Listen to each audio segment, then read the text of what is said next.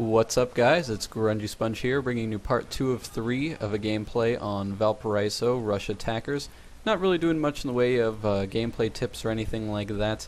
This game's been out for a while, so if you don't know how to play Rush, then that's kinda too bad for you. I have some captions just explaining what's going on in the bottom, but what I'm really here to talk about today is the LucasArts fiasco, where Disney has decided that they are an unprofitable studio and to shut them down. So this sucks, right? I mean, they laid off over 300 employees after more than 30 years of producing great, mostly Star Wars games like Battlefront 1, Battlefront 2, Knights of the Old Republic, let's see, Empire at War, X-Wing and TIE Fighter were two of the first games for the PC that really took off, and it's really just too bad that this sort of history has just been eliminated just because LucasArts isn't doing all that well just at the moment.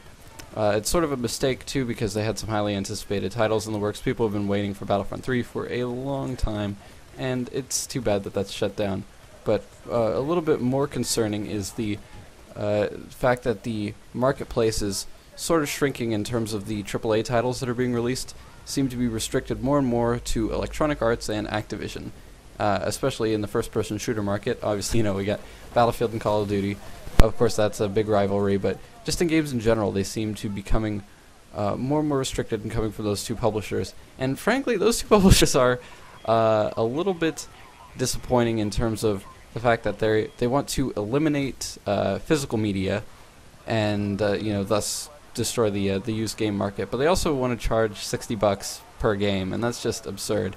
And so I don't really like the whole idea that a game should be restricted to a gamer tag or a Steam ID, because the way I see it, it's like a game is like a book, right? It's you buy one copy of the book and you can only use that one copy at a time. Like I can't use it at the same time as my friend is using it, but if I want to give it to him, then that's fine. I can lend him the book, and I can get it back. I can give it to him. I can sell it to him. I can do whatever I want, because that's my license of that intellectual property, and I can do whatever I want with it.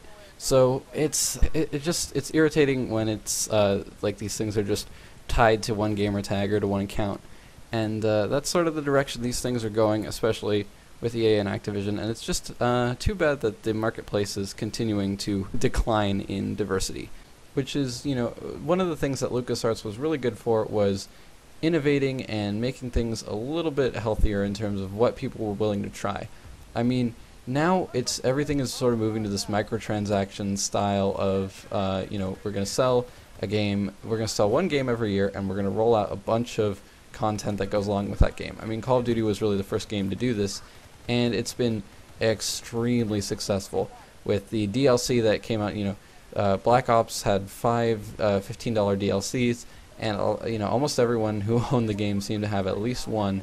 So that's an impressive amount of money when you have the user base that Black Ops does. And now they're doing even smaller microtransactions like with the camos and stuff, and it's just it's getting a little out of hand.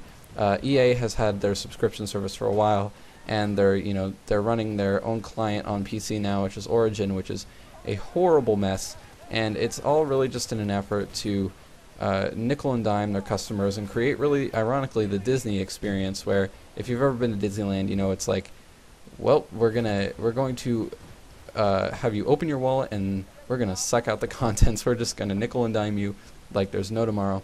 And that's sort of the experience that I think we're gonna get in the future, not necessarily because LucasArts is gone, but just because we're not going to have as much diversity in terms of AAA titles, and a development philosophy of supporting your games and your customers is sort of slipping away. I mean, LucasArts did a really good job with that in the past, and it's too bad that that sort of corporate philosophy is going down the tubes in favor of something that's really just more profitable. So LucasArts was by no means against digital distribution, but they were at least upfront and fair in terms of their licensing agreements and stuff. And Call of Duty doesn't seem to do that. A lot of people are upset about the subscription service not covering camo DLC and things like that. And it's it's just too bad.